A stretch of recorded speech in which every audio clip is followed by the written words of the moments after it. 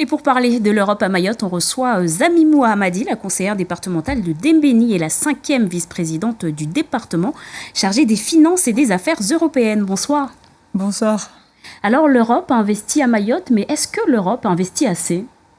Alors déjà, rappeler la journée de l'Europe aujourd'hui, le 9 mai, c'est une journée très symbolique qui fait partie de ce joli mois de l'Europe.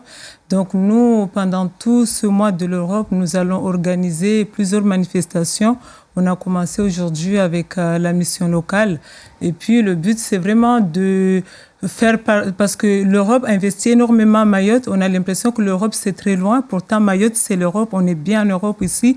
Vous savez, on a plein de projets qui sont financés par les fonds européens. On a eu la data center qui est récemment inaugurée. On a le projet de Caribus qui est en cours en ce moment. On a le projet de la Technopole qui est en cours. En fait, on a plein de projets. Pourtant, on a l'impression que l'Europe est si loin. Donc, nous, notre objectif aujourd'hui, c'est de montrer, en tout cas, à la jeune génération, leur faire part de ce que c'est l'Europe.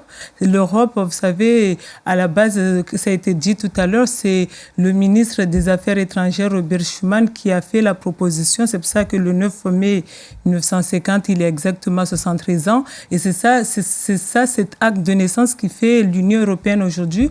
Donc, le but, c'est vraiment sensibiliser la population, leur faire part des réalisations, leur faire part des dispositifs existants pour qu'on puisse se sentir vraiment européen. Alors, on se souvient, Mayotte était privée de fonds européens pour cause d'irrégularité.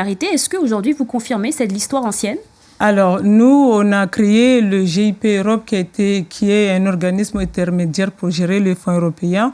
Aujourd'hui, le conseil départemental est autorité de gestion pour la partie fonds Interreg 2021-2027. On espère avoir les autres pour la prochaine programmation. Mais en tout cas, nous, on se dit qu'on doit s'associer pleinement à cette journée parce que, voilà, on doit prendre nos responsabilités. L'Europe, c'est Mayotte. On a plein de projets qui sont financés par les fonds européens. On a le GIP Europe aujourd'hui, mais bientôt, on espère avoir tous ces fonds qui sont gérés par les fonds européens au conseil départemental, à commencer par ce qu'on a déjà commencé aujourd'hui. Et est-ce que les relations se sont apaisées au sein du GIP Europe, justement, entre la préfecture et l'ECD ? Alors, on a eu plusieurs discussions autour de la préfecture. Les choses sont en bonne voie.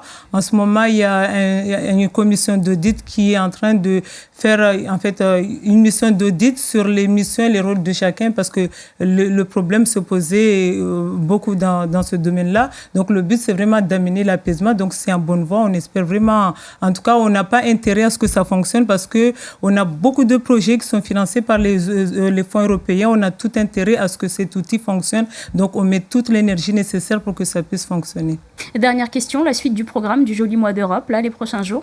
Alors, demain, on est à Bandélé, à la médiathèque de Bandélé. Et puis, la semaine prochaine, on sera à Mtsamboro. En fait, tous les mercredis, on a des journées de sensibilisation pour finir le 31 mai à l'hémicycle avec une exposition photo sur tous les projets financés par les fonds européens et parler des dispositifs de financement qui ne sont pas toujours connus. Donc, voilà, c'est tout ce mois de... Il y aura aussi des cues sur Maître Première, sur les réseaux sociaux également pour vraiment parler de l'Europe. Merci beaucoup, Zamimou Hamadi, d'avoir été avec nous ce soir. Je vous en prie.